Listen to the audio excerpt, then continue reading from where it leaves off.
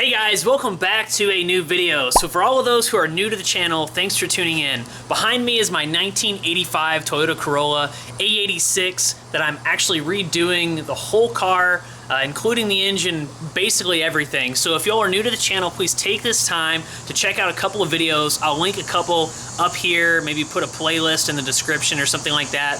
So you're kind of caught up to where we are and what we've done so far on this car. Now, the last video, if you all recall, we actually did a whole bunch of electrical stuff inside the car. And before that, we actually test fired the 16 valve for the first time.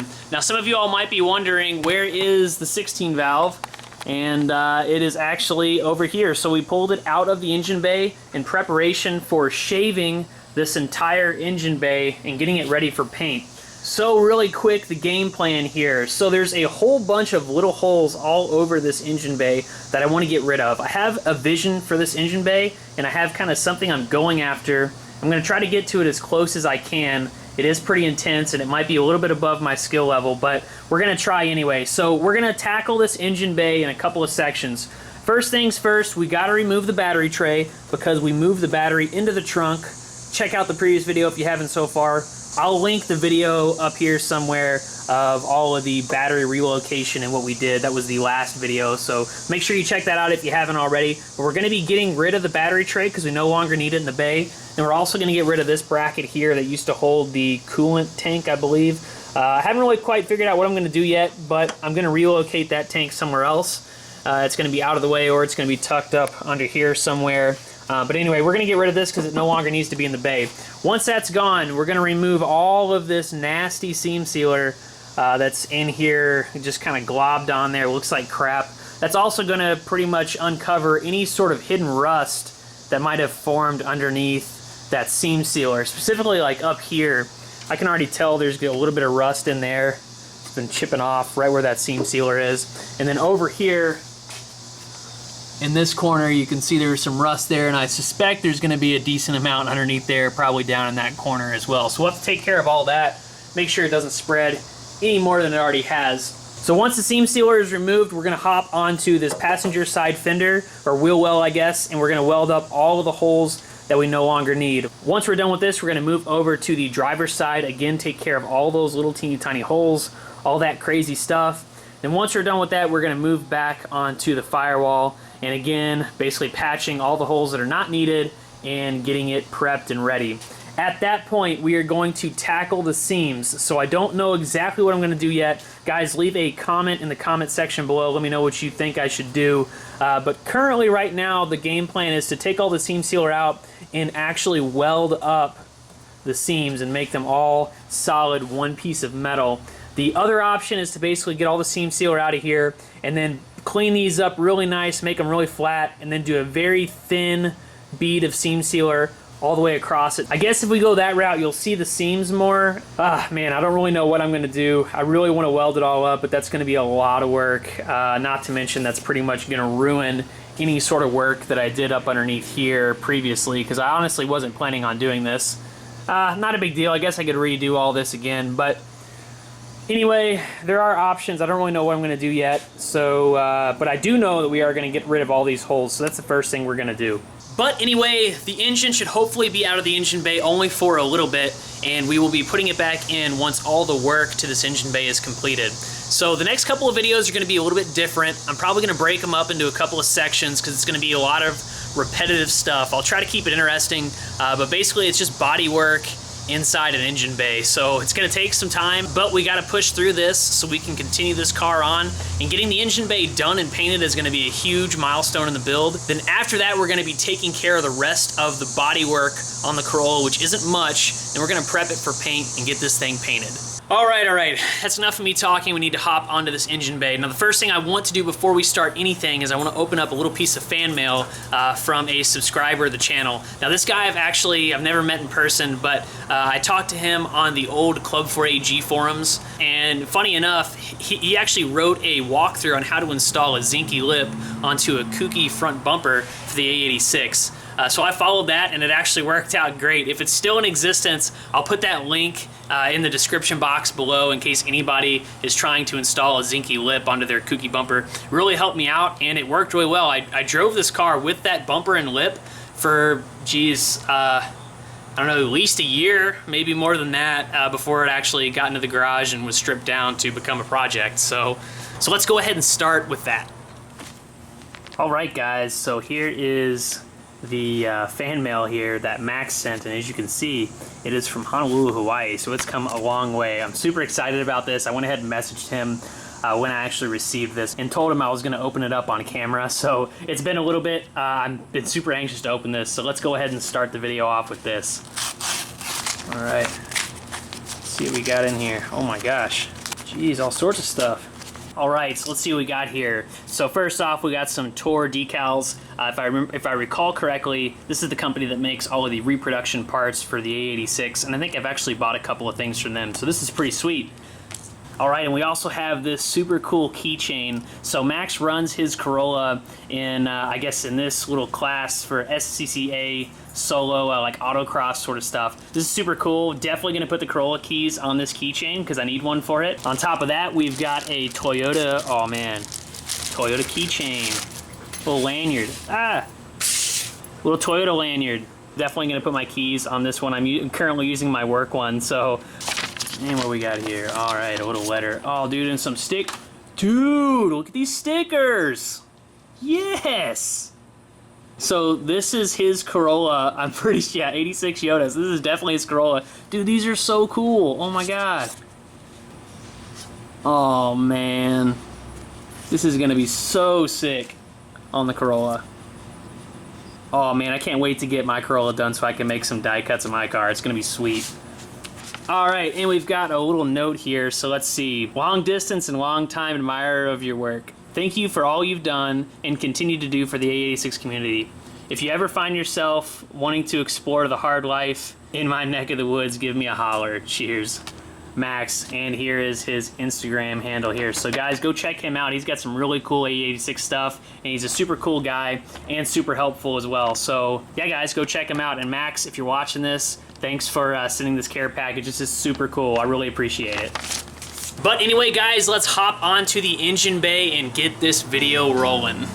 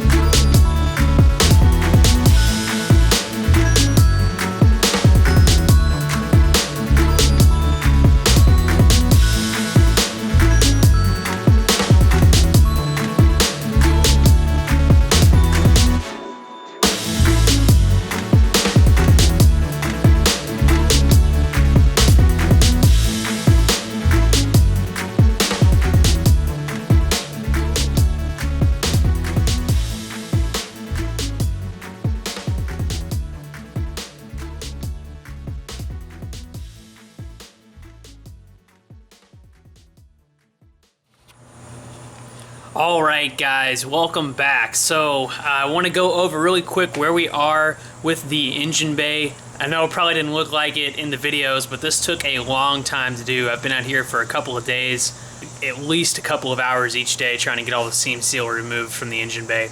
Guys, if anybody is thinking about doing this, I definitely encourage it because I think it's going to look really cool when it's done. But guys, get ready because you are going to put in a lot of work. So it's not as easy as you think, just getting into all the little teeny tiny crevices and removing the seam sealer.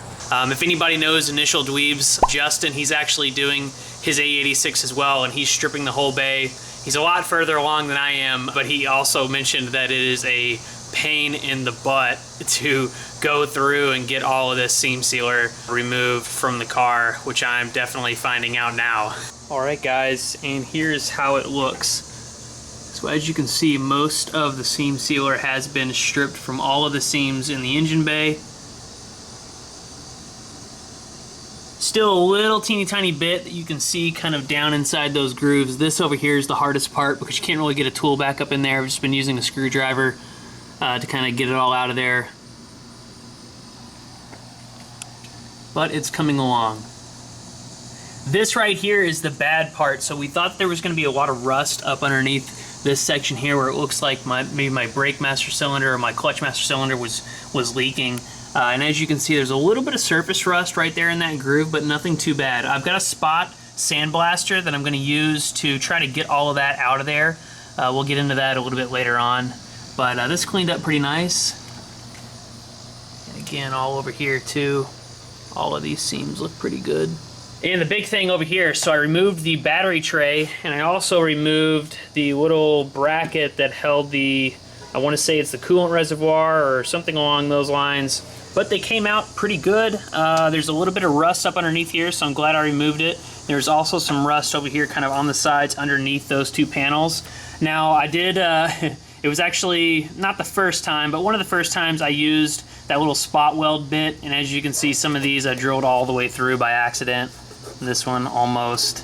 I come to find out when you use those bits, you just really have to remove a little bit and then go in with like something flat like a screwdriver or something and then pop them off of the actual weld itself, so you don't have to go all the way through. But that's okay, we're going to be welding up all these holes anyway, so what's a couple of more. But the really good thing here too is that it's still solid metal. It's a little bit rusted, but it hasn't rotted through, which is great. Here are the strut towers. They look pretty good as well. And the same thing over on this side.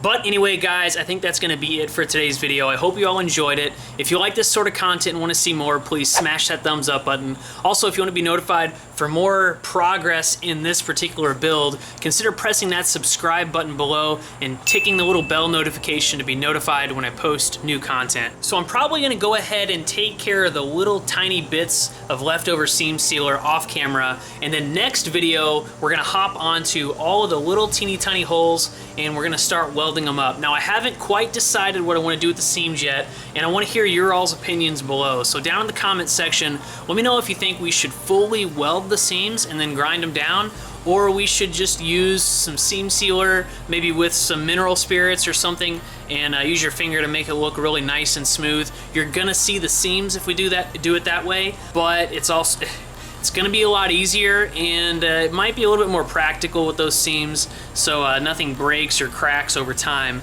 Welding's a little bit more invasive. The seam sealer is a little bit more like it was supposed to be from OEM, just looking a little bit better. So anyway, down in the comment section below, let me know what you all think. And with all that being said, guys, stay tuned for more AE86 content, and until next time, I'll see you later.